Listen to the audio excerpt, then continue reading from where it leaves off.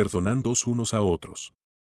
Vestíos, pues, como escogidos de Dios, santos y amados, de entrañable misericordia, de benignidad, de humildad, de mansedumbre, de paciencia, soportándoos unos a otros, y perdonándoos unos a otros si alguno tuviere queja contra otro. De la manera que Cristo os perdonó, así también hacedlo vosotros.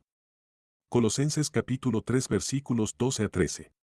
Es impensable que un cristiano decida voluntariamente no perdonar. Los que hemos sido perdonados por Dios mismo, no tenemos ningún derecho de negarle el perdón a nuestros semejantes, pecadores como nosotros. De hecho, las Escrituras nos ordenan perdonar en la misma forma en que hemos recibido perdón, sed benignos unos con otros, misericordiosos, perdonándoos unos a otros, como Dios también os perdonó a vosotros en Cristo. Efesios capítulo 4 versículo 32. Puesto que Dios nos manda perdonar a otros, negarse a hacerlo es un acto de directa desobediencia contra Él. Permítaseme decirlo llanamente, negarse a perdonar es un pecado horrible. El perdón refleja el carácter de Dios. La falta de perdón es por tanto una impiedad alejada de Dios. Eso significa que la falta de perdón es una ofensa a Dios no menos grave que la fornicación o la ebriedad, aunque algunas veces se considera más aceptable.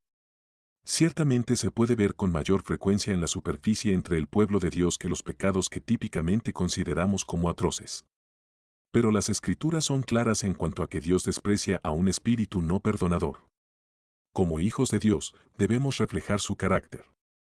En el momento de la salvación nos es dada una nueva naturaleza que tiene en sí la semejanza espiritual de Dios, Efesios capítulo 4 versículo 24.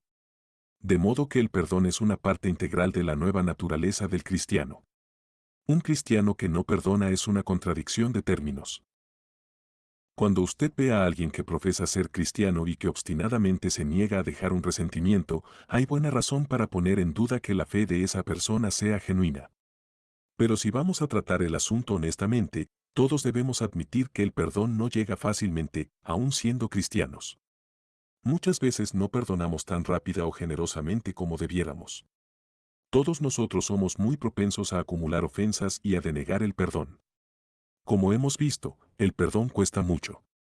El perdón requiere que pongamos a un lado nuestro egoísmo, que aceptemos con gracia las ofensas que otros hayan cometido contra nosotros, y que no exijamos lo que creemos que se nos debe. Todo eso va en contra de nuestras inclinaciones naturales y pecaminosas. Aún como nuevas criaturas, conservamos unos residuos de pecado en nuestra carne. Algunos hábitos y deseos pecaminosos nos siguen perturbando. Por eso es que las Escrituras nos mandan a despojarnos del hombre viejo y vestirnos del nuevo, Efesios capítulo 4 versículos 22 a 24, Colosenses capítulo 3 versículos 9 a 10. Y el nuevo hombre se caracteriza por el perdón. Nótese que en ambos pasajes donde el apóstol Pablo emplea tal terminología, él resalta el perdón como un atavío esencial del nuevo hombre, Efesios capítulo 4 versículo 32, Colosenses capítulo 3 versículo 13. El perdón es tan importante para el andar del cristiano, que nunca se alejó del foco de la enseñanza de Cristo. Sus sermones, sus parábolas, sus discursos en privado, e incluso sus oraciones, todos estaban llenos de lecciones sobre el perdón. De hecho, este era un motivo tan constante en los primeros sermones y dichos de Jesús, que habría que hacerse el ciego para no darse cuenta de ello. Por ejemplo, como hemos visto, en el corazón de la oración que Jesús nos enseñó se encuentra esta petición, y perdónanos nuestras deudas, como también nosotros perdonamos a nuestros deudores. Mateo capítulo 6 versículo 12. Tanto el contexto como la sinopsis con Lucas capítulo 11 versículo 4 indican que las deudas a las que se hace referencia aquí son deudas espirituales, deudores son los que han cometido transgresiones contra nosotros. Es significativo que de todas las frases en la oración del Padre Nuestro, era esta frase la que Cristo considerara oportuno explicar con mayor detalle. Inmediatamente después de decir amén en esa oración, Él se dirigió a sus discípulos y dijo, porque si perdonáis a los hombres sus ofensas, os perdonará también a vosotros vuestro Padre Celestial. Mas si no perdonáis a los hombres sus ofensas, tampoco vuestro Padre os perdonará vuestras ofensas. Mateo capítulo 6 versículos 14 a 15. Ese ha sido siempre un pasaje difícil para los expositores bíblicos. A primera vista parece que hiciera del perdón de Dios algo revocable. Algunos han citado este versículo para argumentar que si le negamos el perdón a los que nos ofenden, Dios retirará su perdón de nosotros, implicando así que un cristiano o una cristiana que no perdone puede perder su salvación. Pero como vimos en el capítulo 3, el perdón del que se habla aquí no es el perdón jurídico de la justificación. Es el perdón diario y paternal que debemos buscar cuando nuestro pecado ha ofendido a nuestro Padre Celestial. Una clave interpretativa del pasaje es el destinatario de la oración, Padre nuestro. Esta es una oración donde se pide perdón paternal, no jurídico. Lo que Jesús realmente está enseñando aquí equivale a decir, si ustedes se niegan a perdonar, su Padre Celestial va a disciplinarlos severamente por su pecado de falta de perdón. Una parábola bien conocida que se encuentra también en el Evangelio de Mateo ilustra perfectamente este punto. Conocida comúnmente como la parábola del siervo que no quería perdonar, este pasaje a menudo mal comprendido y su contexto contiene algunas de las verdades más valiosas sobre el perdón mutuo. La pregunta de Pedro. La parábola fue la respuesta de Jesús a la pregunta formulada por Pedro. Después de haber escuchado tanto a Jesús hablar sobre el tema, era imposible que los discípulos no vieran la importancia que él le daba al perdón. Pero es indudable que todos ellos tenían preguntas sobre qué tan lejos esperaba el que fueran ellos al perdonarse mutuamente. Como siempre, Pedro habló en representación de todos. La enseñanza de Cristo sobre el perdón le debió haber parecido bastante radical a los discípulos. Lo que él enseñó contrastaba notoriamente con lo que los rabinos de su tiempo creían. Ya mencionamos en el segundo capítulo cómo los rabinos habían torcido la provisión del ojo por ojo en el Antiguo Testamento y la estaban utilizando como una justificación para las venganzas personales. Obviamente, el perdón no era considerado necesariamente como una gran virtud por la mayoría de maestros religiosos influyentes en la época de Jesús. De hecho, los rabinos presentaban usualmente el perdón como algo opcional. Los rabinos sí reconocían que el Antiguo Testamento permitía y hasta alentaba el perdón en algunos casos. Sin embargo, ellos limitaban estrictamente a 3 las veces que una persona podía ser perdonada por cometer la misma ofensa. Ellos creían que tenían autoridad bíblica para esa visión del perdón. Obtenían respaldo del libro de Amós, donde Dios pronunció condenación sobre los enemigos de Israel con estas palabras: por 3 pecados de Damasco, y por el cuarto, no revocaré su castigo. Amós capítulo 1 versículo 3. En ese mismo capítulo Dios pronunció juicios similares contra Gaza, Tiro, Edom y Amón, siempre con las palabras, por 3 pecados, y por el cuarto, Amós capítulo 1 versículo 6, 9, 11, 13. En otras palabras, a cada una de esas naciones hostiles se les permitieron 3 ofensas que Dios pasaría por alto, para entonces juzgarlas por la cuarta ofensa. Los eruditos rabínicos arguían que si Dios perdona a los hombres únicamente 3 veces, sería presuntuoso y hasta malo que simples criaturas perdonaran a sus semejantes más que eso. Así que procedieron a fijar un número límite de veces que podía extenderse el perdón. No hay duda que debido al énfasis en la gracia y el perdón en todas las enseñanzas de Cristo, los apóstoles sabían que Él los estaba llamando a cumplir con parámetros más altos. Puesto que Cristo mismo nunca había cuantificado el número de veces que debe concederse el perdón, Pedro quería una aclaración. Mateo capítulo 18 versículo 21 dice: Entonces se le acercó Pedro y le dijo: Señor, ¿cuántas veces perdonaré a mi hermano que peque contra mí? ¿Hasta 7? Seguramente Pedro creyó que estaba siendo muy altruista. Él duplicó la prescripción rabínica y redondeó el número a un 7 perfecto, tal vez pensando que el Señor lo felicitaría por su generosidad. La respuesta de Jesús. Jesús le dijo: No te digo hasta 7, sino aún hasta 70 veces 7, Mateo capítulo 18 versículo 22. La mente carnal protesta de inmediato ante lo que parece ser un estándar irrazonable. ¿Acaso el perdón no tiene un límite? El sentido común parece sugerir que a los ofensores reiterativos no se les debería conceder perdón indefinidamente. ¿En qué punto la gracia se convierte en ingenuidad? 70 veces 7 es 490. Nadie podría llevar la cuenta de tal número de ofensas. Pero ese es el punto precisamente. Llevar cuentas no tiene nada que ver con el verdadero perdón. Si una ofensa es perdonada sinceramente, no puede detallarse en contra del ofensor. El sistema rabínico exigía en efecto que la parte ofendida recordara y anotara ofensas supuestamente perdonadas y que dejara de perdonar después de la tercera vez. La enseñanza de Jesús sobre el perdón no da lugar para ese tipo de control de cuentas. 70 veces 7 establece un estándar tan alto que no tendría sentido llevar una cuenta o un memorial de agravios. Más bien es apropiado, porque el tipo de amor que se espera que los cristianos ejemplifiquen, no guarda rencor. 1 Corintios capítulo 13 versículo 5. La persona que lleva cuentas de ofensas perdonadas creyendo que puede dejar de perdonar cuando la lista llegue a 490, no ha entendido en absoluto lo que Jesús dijo. Nuestro Señor no estaba estableciendo un límite numérico para el perdón, sino todo lo contrario. Él simplemente tomó el número que Pedro dijo y lo multiplicó por 70. En un sentido práctico, hizo que fuera imposible tabular ofensas como Pedro estaba pensando, y efectivamente eliminó cualquier tipo de límite al perdón. Las palabras de Jesús pueden contener una alusión a una referencia del Antiguo Testamento. En el libro de Génesis encontramos un hombre en la descendencia de Caín llamado Lamec. Este no es el Lamec que fue padre de Noé. Las escrituras dicen muy poco acerca de Lamec, pero lo que está registrado indica que era un hombre furioso a quien le encantaba vengarse. Él mató a una persona, aparentemente en defensa propia. Sabiendo que Dios había jurado vengar a Caín 7 veces, Lamec creyó en su arrogancia que merecía 70 veces más venganzas personales. En las escrituras se menciona que él se inventó un dicho que en hebreo suena como una canción o poema: Ada y Sila, oíd mi voz, mujeres de Lamec, escuchad mi dicho, que un varón mataré por mi herida y un joven por mi golpe.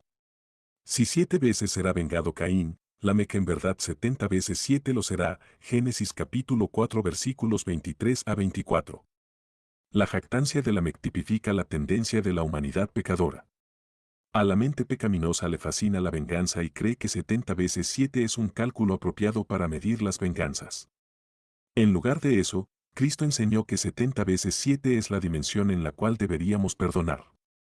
En otras palabras, deberíamos siempre devolver bien por mal, exactamente en la misma medida en la que de otra forma estaríamos pecaminosamente inclinados a devolver mal por mal. Romanos capítulo 12 versículo 17, 1 Tesalonicenses capítulo 5 versículo 15, 1 Pedro capítulo 3 versículo 9.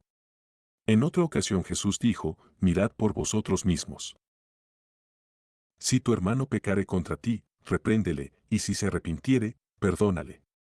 Y si 7 veces al día pecare contra ti, y 7 veces al día volviere a ti, diciendo: me arrepiento, perdónale. Lucas capítulo 17 versículos 3 a 4, énfasis añadido. Aquí de nuevo, lo que se quiere establecer no es un límite numérico de 7 veces diarias, sino hacer énfasis en el desprendimiento y la frecuencia con los que debemos perdonar. Alguien podría preguntar: ¿a quién se le ocurriría cometer la misma ofensa 7 veces en un día y decir que está arrepentido cada vez? El punto es este tipo de comportamiento representa exactamente la manera en que nosotros pecamos contra Dios. Nosotros pecamos, después expresamos pena por nuestro pecado y buscamos el perdón de Dios, luego nos damos la vuelta y cometemos exactamente el mismo pecado. Cualquiera que haya estado atado a un hábito pecaminoso sabe exactamente cómo es la rutina. ¿Acaso Dios perdona bajo tales circunstancias? Sí, Él perdona. Y dado que su perdón establece el criterio para que nosotros perdonemos, el estándar es benditamente alto. Lo que parece al principio un estándar imposible, injusto e inalcanzable, es de hecho una noticia maravillosa para cualquiera que haya tenido que pedir perdón a Dios por ofensas repetitivas. Jesús está enseñando aquí que el perdón que nosotros extendemos a otros debería ser tan dilatado e inagotable como la misericordia de Dios que deseamos recibir nosotros mismos. Eso arrasa con todos los límites que cualquiera intentara poner al perdón humano. Todo esto quedó ilustrado y acentuado en la parábola que Jesús contó para responder a la pregunta de Pedro. Los personajes principales en la parábola son un rey clemente, un siervo que tenía una gran deuda con el rey, y otro esclavo que tenía una pequeña deuda con el primer siervo. El perdón del rey. La parábola empieza describiendo un inusitado acto de perdón por parte del rey, por lo cual el reino de los cielos es semejante a un rey que quiso hacer cuentas con sus siervos. Y comenzando a hacer cuentas, le fue presentado uno que le debía 10,000 talentos. A este, como no pudo pagar, ordenó su señor venderle, y a su mujer e hijos, y todo lo que tenía, para que se le pagase la deuda. Entonces aquel siervo, postrado, le suplicaba, diciendo, Señor, ten paciencia conmigo, y yo te lo pagaré todo. El señor de aquel siervo, movido a misericordia, le soltó y le perdonó la deuda. Mateo capítulo 18 versículos 23 a 27. Es muy posible que este deudor al rey fuese un hombre de alto rango, aunque se haga referencia a él como un siervo. Los reyes de la antigüedad empleaban a gobernadores provinciales llamados sátrapas.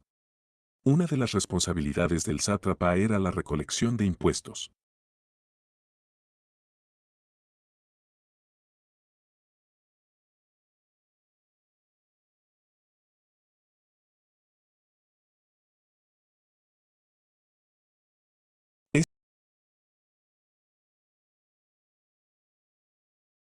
Este siervo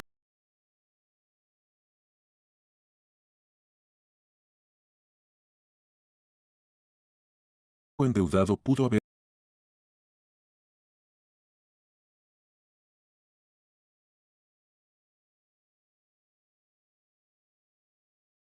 sido uno de estos gobernadores provinciales.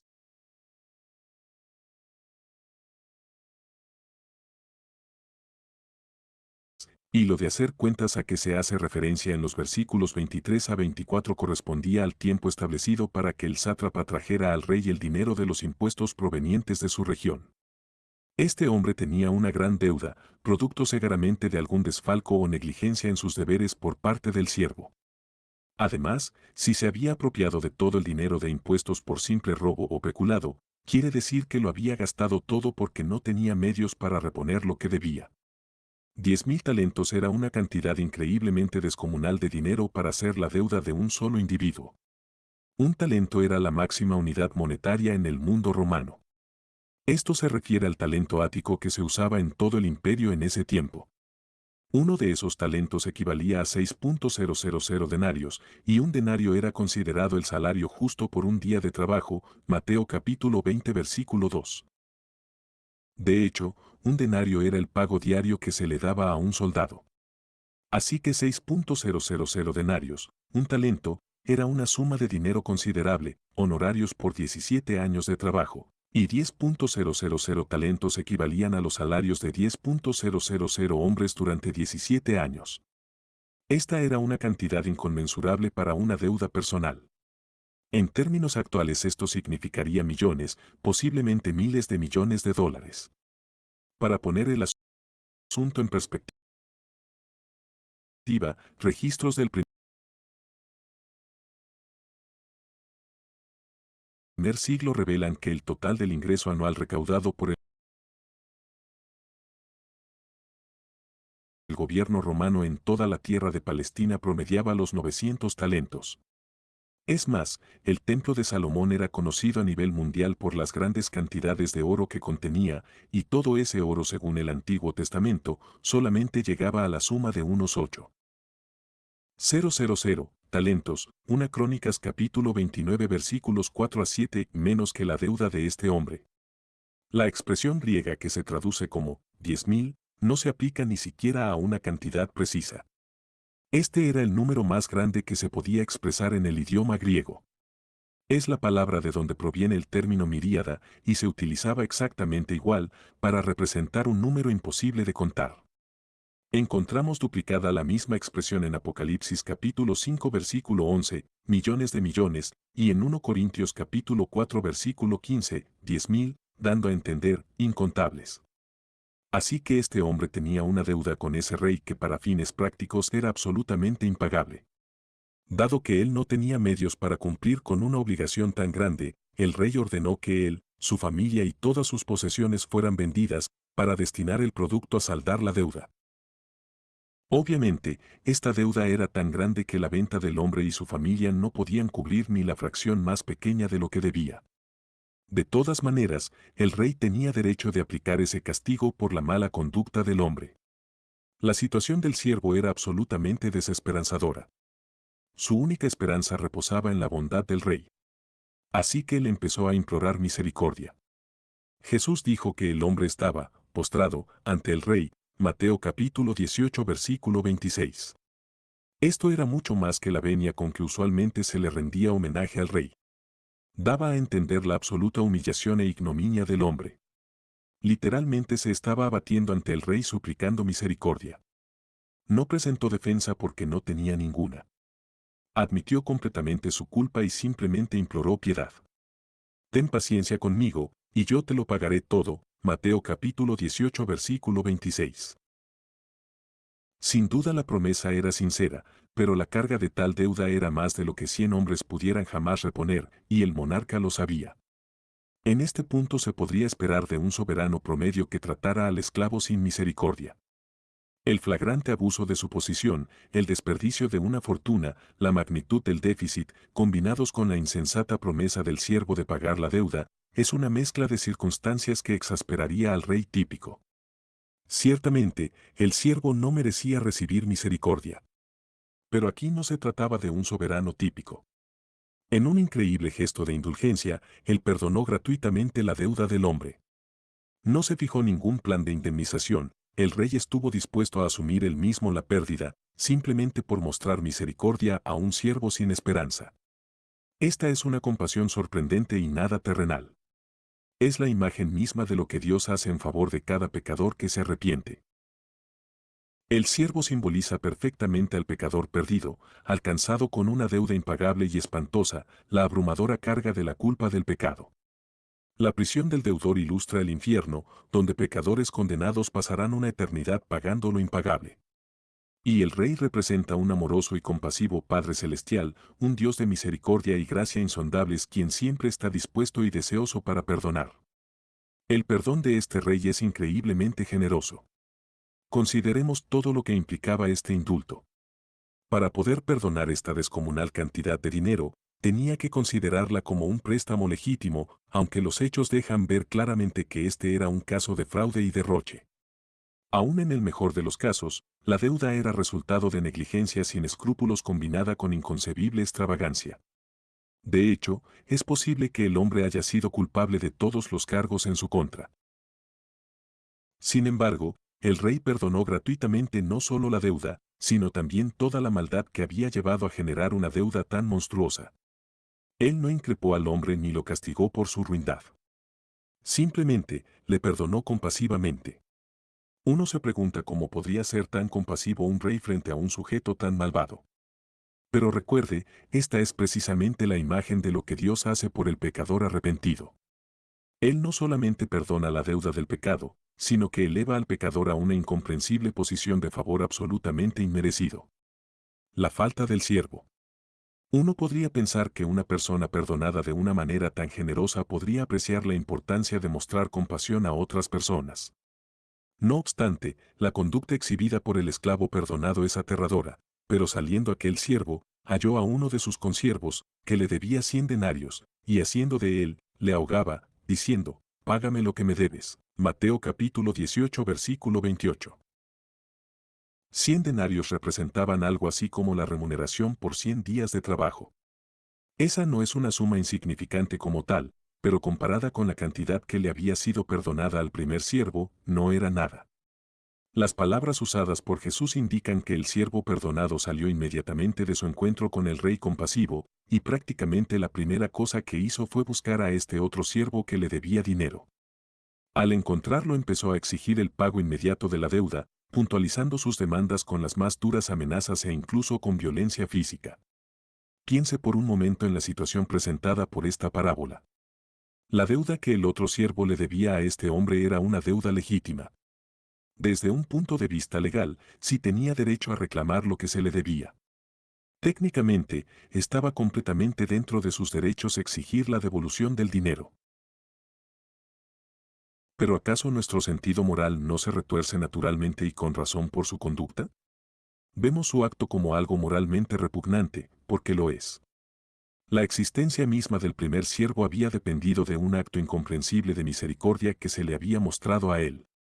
¿No tenía por tanto un deber de amar misericordia y también hacerla extensiva a otros? El perdón totalmente inmerecido que había recibido del rey debía hacerle profundamente agradecido y también profundamente misericordioso. Sus acciones inclementes en contra de su hermano esclavo fueron por tanto un insulto al rey que le había perdonado. La extraordinaria misericordia que había recibido debió haber sido lo que llenara su corazón y mente. En lugar de eso, estaba obsesionado con recuperar la exigua suma que le debía un hermano siervo. Sus acciones mostraban una absoluta falta de gratitud. Es como si ya hubiera olvidado la gran misericordia que se le había mostrado. La conducta del esclavo es grotesca. Al leerla parece una caricatura del peor villano que haya existido. Parece irreal e inhumana. ¿Quién podría jamás comportarse de este modo? Eso es exactamente lo que Jesús quería mostrarle a los discípulos. Él representó deliberadamente al siervo de tal forma que les pareciera repulsivo. Si la conducta del esclavo parece irrazonable y totalmente irracional, es porque se supone que lo es. Nuestro Señor estaba recalcando lo absurdo que es un cristiano que no perdona. Es una conducta chocante y sin escrúpulos. No se puede esperar que una persona sensible actúe jamás de esta manera. Pero eso es exactamente lo que ocurre cada vez que un cristiano no está dispuesto a perdonar. Nótese que el siervo que debía la cantidad más pequeña hizo exactamente el mismo ruego que el primer siervo le había hecho al rey, y de la misma manera, entonces su consiervo, postrándose a sus pies, le rogaba diciendo, «Ten paciencia conmigo, y yo te lo pagaré todo». Mateo capítulo 18 versículo 29. El siervo perdonado debió conmoverse al escuchar este eco de su propia angustia anterior. Pero él hizo oídos sordos al ruego de su compañero siervo. Con inaudita frialdad de corazón, le echó en la cárcel hasta que pagase la deuda. Mateo capítulo 18 versículo 30. Las prisiones para deudores eran comunes en ese tiempo. El deudor era encarcelado y se le asignaban trabajos serviles por los que se le pagaba una minucia. Esos jornales se destinaban al pago de la deuda y el prisionero no era soltado hasta que fuera pagada la deuda. Pero se trataba de una manera cuestionable de tratar a los deudores, porque al encarcelarlos se eliminaba su capacidad productiva, se imponían mayores penurias a sus familias, y en muchos casos se hacía prácticamente imposible la cancelación de la deuda. El acreedor salía perdiendo de todas maneras, así que el aprisionamiento era usualmente un último recurso que se usaba únicamente para los deudores más incorregibles. Por esas razones era bastante irreflexivo e innecesariamente severo mandar a la cárcel a un deudor que estuviera dispuesto a pagar. Aun si el primer siervo hubiera decidido insistir en que le pagaran lo que se le debía, no tenía necesidad de encarcelar al segundo siervo. Tal castigo era irrazonable, excesivamente duro e irracional. Ilustra perfectamente la absurdidad de un cristiano con corazón vengativo. La indignación de los demás siervos. Nótese quiénes fueron los más ofendidos por el cruel trato que había recibido el deudor, sus compañeros en el servicio. Viendo sus consiervos lo que pasaba, se entristecieron mucho, y fueron y refirieron a su señor todo lo que había pasado. Mateo capítulo 18 versículo 31. Estos siervos obviamente tenían conocimiento de la inmensa deuda que se le había perdonado al primer hombre. Y con toda razón estaban indignados cuando vieron su reacción contra un hermano siervo que estaba en apuros. En efecto, el siervo no perdonador se había colocado a sí mismo por encima del rey. Sus acciones daban a entender que él creía tener derecho a cometer una venganza inclemente en una situación idéntica a la que él enfrentó cuando tuvo que rogar pidiendo misericordia al rey. Esto era algo inconcebiblemente infame. No es para extrañarse que sus consiervos estuvieran furiosos. La participación de los demás siervos ilustra cómo el pecado de un individuo afecta a todo el cuerpo. Una persona no perdonadora dentro de la iglesia puede ofender a todo el rebaño, y es correcto que los cristianos intervengan para tratar una ofensa tan obvia. De hecho, el contexto amplio de Mateo capítulo 18 incluye las instrucciones de Jesús para manejar la disciplina en la iglesia. Véase el capítulo 7 para una discusión más completa del proceso de disciplina en la iglesia. La ira del rey. Comprensiblemente, el rey también se indignó al escuchar la noticia de lo que había sucedido. Entonces, llamándole su señor, le dijo, «Siervo malvado, toda aquella deuda te perdoné, porque me rogaste. ¿No debías tú también tener misericordia de tu consiervo, como yo tuve misericordia de ti?» Entonces su señor, enojado, le entregó a los verdugos hasta que pagase todo lo que le debía. Mateo capítulo 18 versículos 32 a 34. La respuesta del rey fue tan severa que hace que muchas personas lleguen a la conclusión de que es imposible que el siervo no perdonador de esta parábola represente a un creyente verdadero. Dan por sentado que un castigo tan cruento tiene que representar el infierno, y puesto que ningún creyente genuino está sujeto a la amenaza del infierno, este hombre debe representar a una persona no regenerada. Otros citan la parábola como un argumento a favor de la postura de que los cristianos desobedientes pueden perder su salvación. Hay que admitir que este es un pasaje problemático.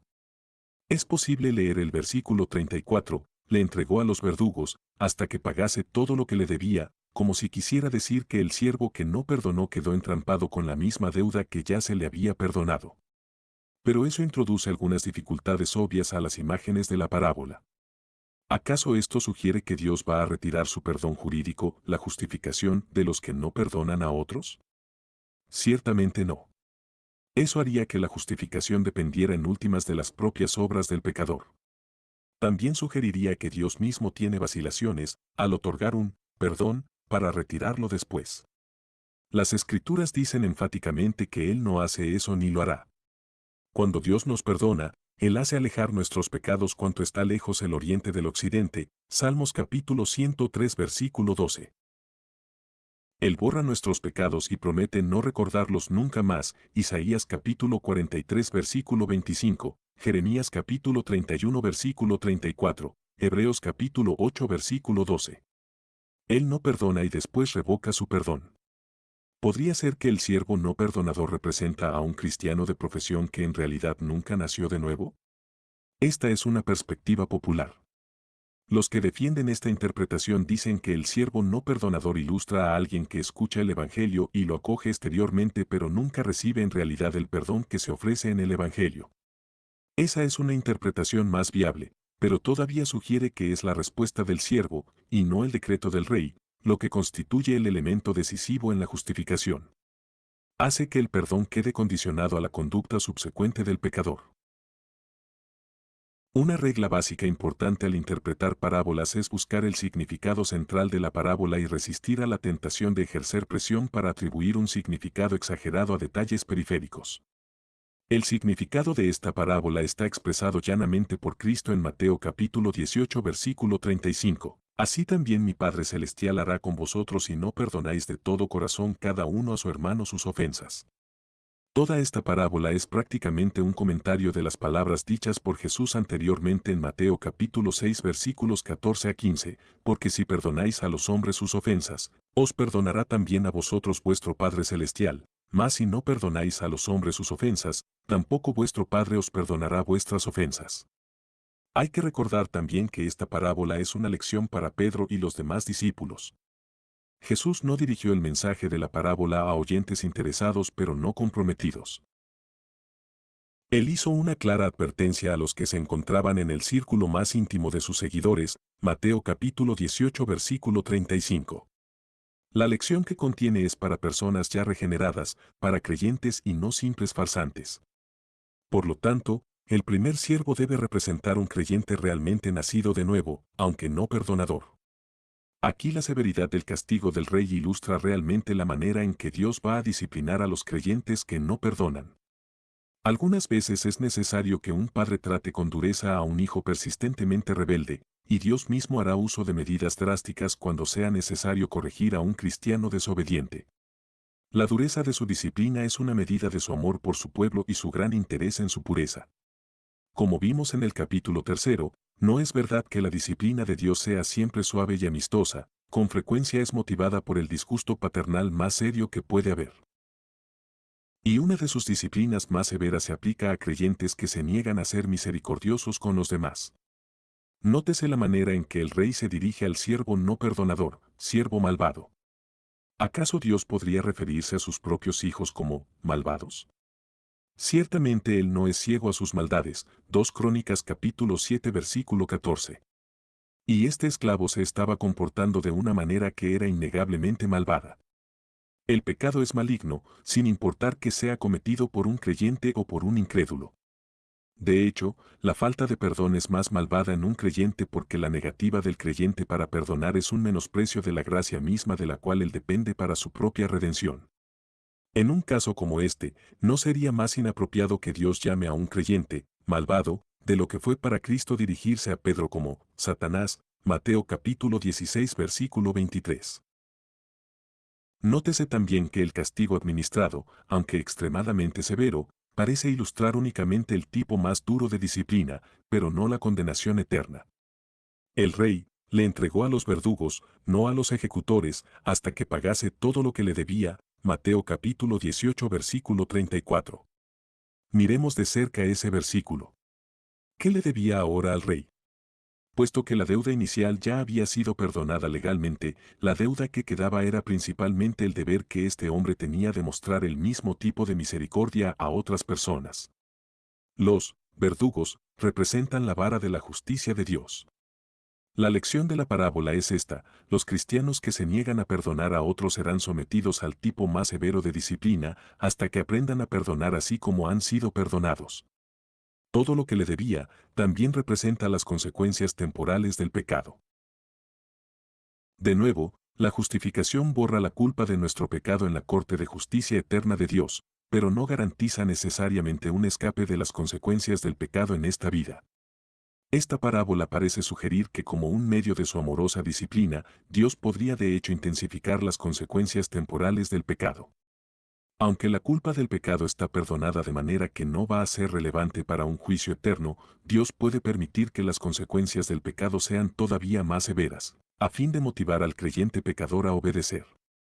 Debido a que la falta de perdón es algo tan ajeno por completo a lo que deberían ser los cristianos, Cristo formula esta advertencia en cuanto a ese pecado en particular. Así también mi Padre Celestial hará con vosotros si no perdonáis de todo corazón cada uno a su hermano sus ofensas. Mateo capítulo 18 versículo 35. Los cristianos deberían ser las personas más perdonadoras sobre la faz de la tierra, porque han sido perdonados como nadie más lo ha sido. Por lo tanto, aquellos que se niegan a perdonar son dignos del tipo más severo de disciplina proveniente de la mano de un Padre amoroso. Santiago capítulo 2 versículo 13 establece un principio inexorable de la justicia divina, porque juicio sin misericordia se hará con aquel que no hiciere misericordia. Para los no salvos, lo que implica este principio es sin duda algo espantoso. Los que han sido inclementes no tendrán misericordia en la corte eterna de Dios. Sufrirán un tormento eterno sin misericordia alguna. Pero también hay una aplicación de este principio para el creyente. Los cristianos que no hacen misericordia serán sometidos a un escarmiento divino sin mucha misericordia. Ese es todo el mensaje de esta parábola. Estoy convencido de que multitudes de cristianos que sufren de estrés, depresión, desánimo, problemas de relaciones y toda clase de otras penalidades experimentan estas cosas porque se niegan a perdonar.